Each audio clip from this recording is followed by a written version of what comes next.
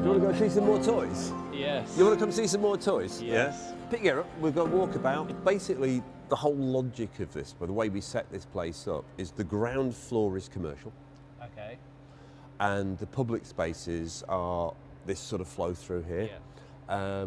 So the public can come in, totally open to everybody all the time. Apart from if we've got a private event. Craig, can we come in and see you? Well, I mean, what have you got stacked up at the moment? You got a RV8 due to come in, sat up in storage, haven't you? Yeah. We've got all sorts of projects.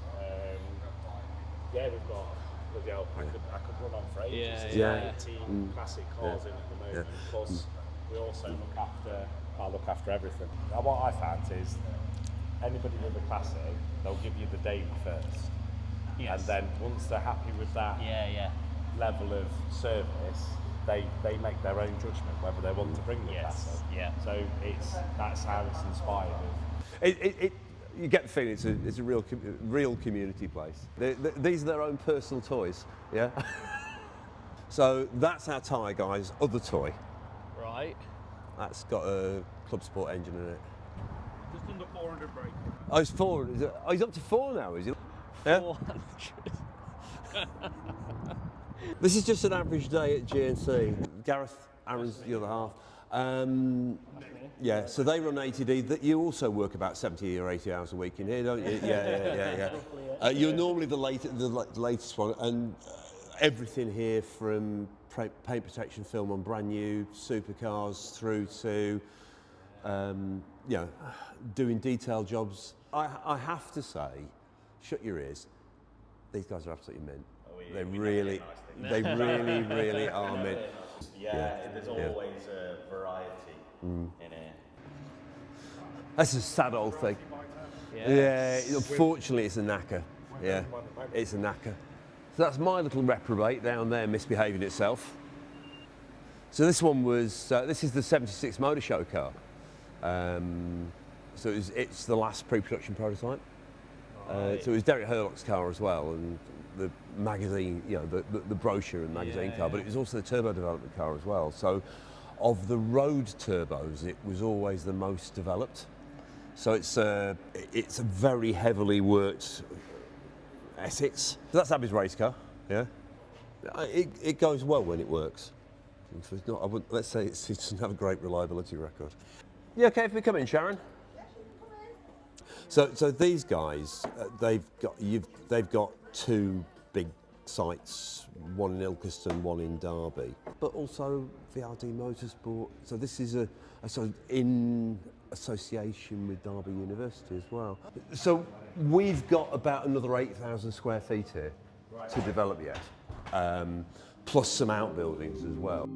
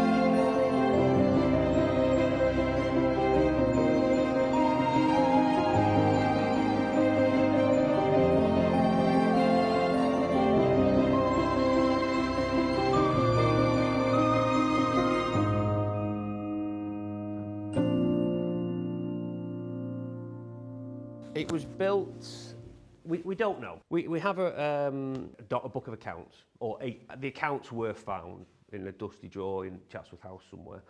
But we got no order of works. Right. So we don't know why something was built in such a way and other things weren't. But what we do know is that it was built, in my Mancunian parochial terminology, it was built so they didn't get the carpets dirty at Chatsworth. It was built as a party venue, and it was built here because of the waters. And it was built in that time of Georgian grandeur. So to answer your question, we don't know. We don't know whether it was built as a crescent because the crescent was the fashionable, design of the day, and if you had money and wealth, you built crescents. There aren't that many Georgian crescents knocking about. Obviously, the most famous is the one in Bath. So yeah, we don't know whether it was just a fashion. We don't know whether it was what they wanted because they wanted to emulate Bath. So it's strange, but you'll see, if you look from the outside looking in, you've got 7 doors. So each door was a lodge, because hotels didn't exist pre-18th century. Clever Italians came together with the idea of hotels. But this ultimately, to put it in modern day terminology, was the first exclusive luxury all-inclusive. So it cost £39,000, because we had the accounts, and it was completed in 1789. And I don't know whether that also included what we now call the Dome. Right. Because the Dome was the garage for here. Impressive, 120 horses, plus livery, plus staff. Because you would come, if you think it'd take a day to get here from Chatsworth, so it's believed that the Duke didn't like to mix with the hoi polloi, or mix with the commoners. So he didn't want to come through Buxton and over the hill where the town would have been at the top of the hill. So it's believed that what we now call the A6, he created that so he could get here without having to get his feet dirty. How long is that now, Chatsworth? 25 minutes, half an hour. It took 4 days to get from Manchester. Right. And there was 29 toll roads. So it hoped to imitate the success that Bath had, and it did do for a period, because we're the only place that's got thermal water outside of Bath. Comes out 28 degrees it comes out at, and then we heat it to 30 because that's allegedly the optimum. So the story behind the mermaid mural is that, I think it's this way around, that in Derbyshire they were mermaids and they were good, and in Staffordshire they were sirens, and they would, as sirens are believed to have done, would drag you to your death, and you'd end up falling down a well and dying. So a very clever lady, so Jonathan Dawson, who was the general manager that opened the hotel, commissioned a lady called Katie Bird. So her idea was that to pull together the idea and the beautiful romance of the mermaids with the alleged, and we believe the romance, we like to believe the romantic aspect of why the crescent was built. And then you go, so across the road you've got St Anne's Well. Yeah. Based on what we are and where we are and what we've got in Buxton, there's lots of historical stuff. There is a royal decree that said the people of Buxton must always have access to the healing waters. So I was explaining about the building and the size and the grandeur of the building, and how you had 7 lodges, 7 doors. So where you see a thick wall, so that wall there would have been the outer wall of your lodge, and that wall there would have been the outer wall of your lodge, and this would have been the central pivot of your lodge. So this would have been your front door to your lodge, and then your lodge would have gone up all the way to the roof. So that's the back of the building. That's the front of the building. We've never had that. Nobody's ever done that. I'll have a copy of that. So this bit here is what's called the Buxton Crescent Heritage Trust. Right. So all this was built when the crescent was finished. So that's the old hall. That's the old hall. Yeah. And then you've got the buildings in the middle, which is now where the Victorian Spa is. So this is where the water's come up. So this must have been the bathhouse, and this is probably where they vented the water out. So this bit's quite cool. The downstairs is interactive, but up here you've got 3 bits up here. You've got the bit that was sponsored by Nestle that tells you about the waters, and book a little bit of the time scan through Buxton. This bit is is specifically just for the Crescent, so it tells you about the history of the Crescent, and we've got the restoration history.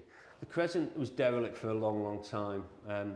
It was owned originally it was built by the Devonshires, so it was part of the Chatsworth estate, and then over time, part of it is owned by Derbyshire Dales District Council. Part of it is owned by High Peak Borough Council. So you can imagine working with one council to get anything done is hard enough, but two. So hence that's part of the reason why it took so long.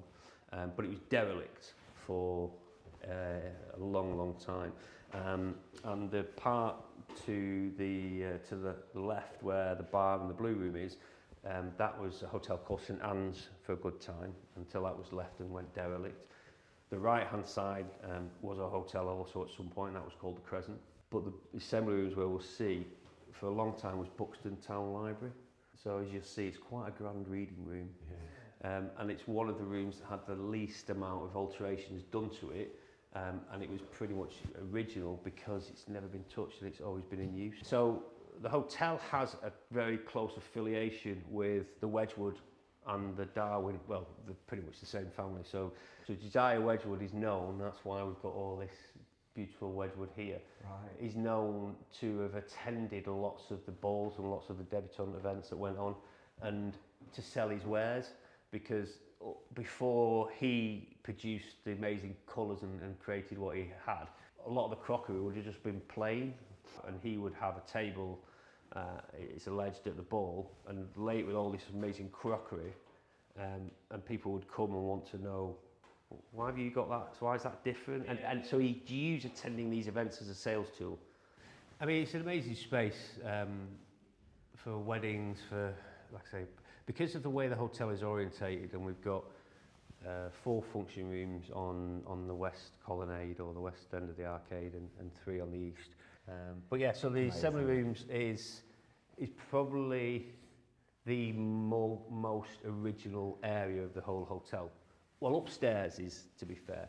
Downstairs that we see here has been recreated because it was civil servant offices for a long time, and you know, it was quite drab and plain, and part of that restoration, a lot of the grandeur has been put back in. And then you've got the assembly rooms. So the whole of this area is called the assembly rooms, and it's 4 individual rooms. But this is the ballroom, so this is the main assembly room. So this would have been the ballroom that you would have come for your party, basically. 22 metres long, 9 metres wide, 9 metres high. Most of the colours, we believe, are all original to how it was originally done. It has been refreshed, it has been regilded, it has had all of those amazing things done to it, but it's just a uniquely beautiful space. Amazing, isn't it? And to have access to it. I mean, the whole place is a museum exhibit because it's Grade 1 listed. It's the same listing as Buckingham Palace and Windsor Castle and such like. So there's lots of nice little quirky bits in there, but the actual story and the journey of it, I think is quite a romantic thing. Well, thank you very much for your time. That's all right. Well, thank you for yours.